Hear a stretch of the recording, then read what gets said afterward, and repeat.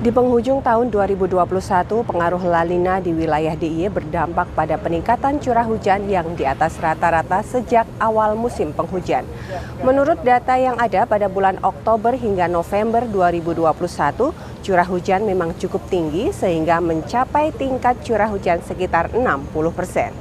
Pengaruh La Nina diperkirakan masih akan berlanjut hingga bulan Februari 2022. Peningkatan curah hujan ini berpotensi mengakibatkan bencana berupa banjir, tanah longsor, dan angin kencang. Untuk mengantisipasi segala bentuk bencana yang berpotensi terjadi di DIY, perlu disiapkan tata kelola manajemen risiko bencana dan kesiagaan lintas dinas atau instansi terkait agar dampak yang ditimbulkan dapat diantisipasi sejak dini. Pagi ini, Wakil Gubernur DIY memimpin langsung apel kesiapsiagaan bencana yang berlangsung di halaman Gor Amongrogo, Kota Yogyakarta. Kegiatan ini diikuti oleh Kapolda DIY, BPBD DIY, Basarnas DIY, Dinas Kesehatan, Dinas Sosial, Polisi Pamong Praja, SAR DIY, serta SAR Linmas Rescue Istimewa DIY.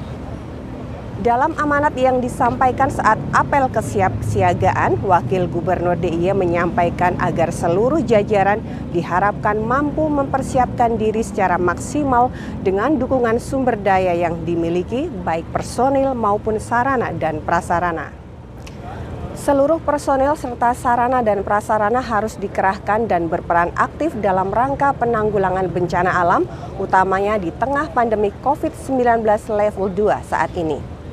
Wagub juga menyampaikan 6 hal yang harus dipedomani dalam pelaksanaan tugas pengelolaan bencana, diantaranya yaitu tetap menjalin koordinasi dan sinergitas dengan seluruh instansi terkait, melaksanakan pelatihan bersama, melakukan sambang dan himbauan kepada seluruh warga, petakan dan pantau perkembangan situasi di wilayah rawan bencana, siapkan seluruh administrasi serta sarana dan prasarana dengan menerapkan protokol kesehatan. Informasi selanjutnya, selama kurun waktu September hingga Oktober 2021, Direktorat Reserse Narkoba Polda DIY berhasil mengungkap 28 kasus penyalahgunaan narkoba. Polisi mengamankan 35 tersangka dengan berbagai barang bukti berupa syabu, ganja, dan berbagai jenis obat terlarang. Dalam pengungkapan tersebut terdapat 2 kasus menonjol, yakni pengungkapan narkotika dalam bentuk tanaman jenis ganja, jaringan DIY, Jabar, Jatim, dan Medan, serta pengungkapan narkoba dalam bentuk bukan tanaman dan merupakan jenis obat keras, jaringan DIY, Sumatera Utara, Jabar, dan Jakarta Timur. Dires Narkoba Polda DIY AKBP Bayu Adi Joyokusumo SIK menyampaikan para pelaku ini melakukan transaksinya dengan memanfaatkan jejaring media sosial dan jasa pengiriman barang. Kasus ini berhasil diungkap melalui patroli cyber yang dilakukan Ditres Narkoba Polda DIY bekerjasama dengan Polda-Polda terkait. Berikutnya kami sampaikan data gangguan Kamtibmas dan kriminalitas yang terjadi di wilayah Yogyakarta pada hari Senin 8 November 2021.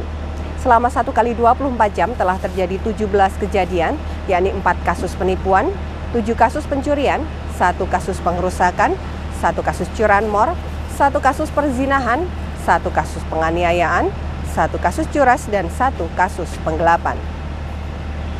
Demikian Polda Jogja News, berhati-hatilah dalam berkendara dan tetap patuhi protokol kesehatan. Saya Ibda Ambadiapsari, terima kasih dan salam Tribrata.